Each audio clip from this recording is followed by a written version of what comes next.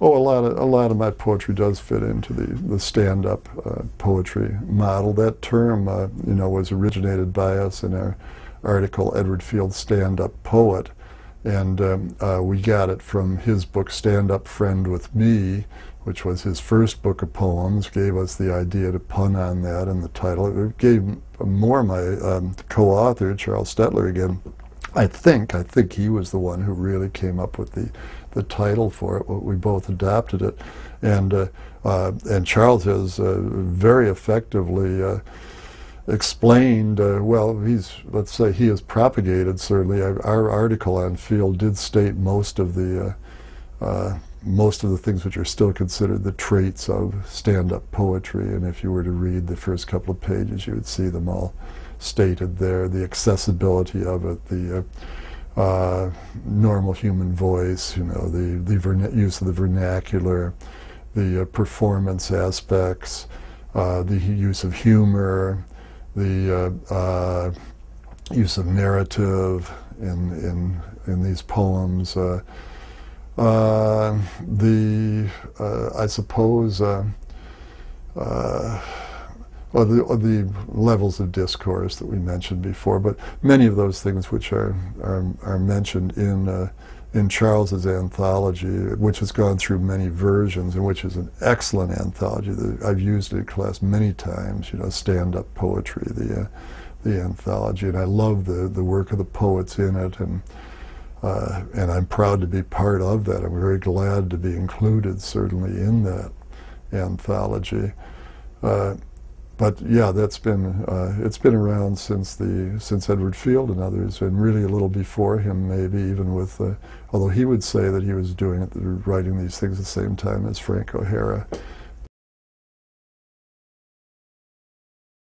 Locklin Code.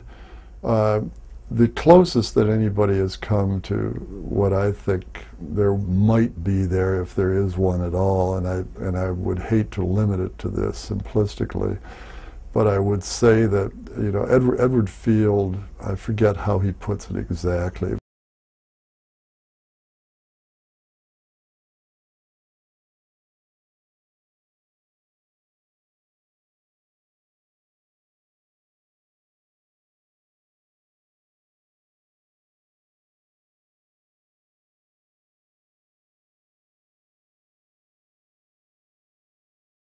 But you know, I've always been of a somewhat contrarian nature, anyway, and I think I have tried to speak from the male point of view, and the male hormones, and the male context, and the male enthusiasms, and many of those things have been under attack.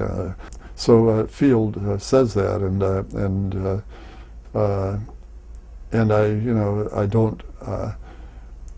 I don't mean that as any, you know, attack on women or what they have accomplished at all, and I don't mean it as a heterosexual view by any means. You know, Field is not heterosexual. Field is gay, and he's written, I think, articulated better probably than I could also how we have gotten along so well for so long, and with so much affection and mutual respect and all, in spite of the difference in sexual orientation, which just never mattered. I loved his poetry. His poems are very gay, and yet they're very funny, and you know, gay couples go through the same traumas and the same challenges and the rest as heterosexual couples do. You know, it never mattered at all, and he just says, well, that I knew where I was coming from. I wasn't coming from the same place he was coming from sexually, and but I knew that, and so, you know, it didn't matter.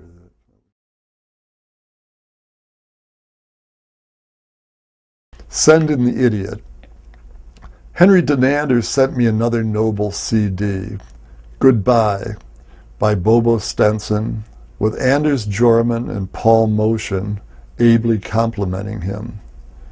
I'm still attempting to absorb the Nordic subtleties, modernities of many of the compositions, but the very first track, an arrangement of Send in the Clowns, is the most original, complex, and yet somehow melodically faithful version of this haunting Sondheim perennial that I've ever heard.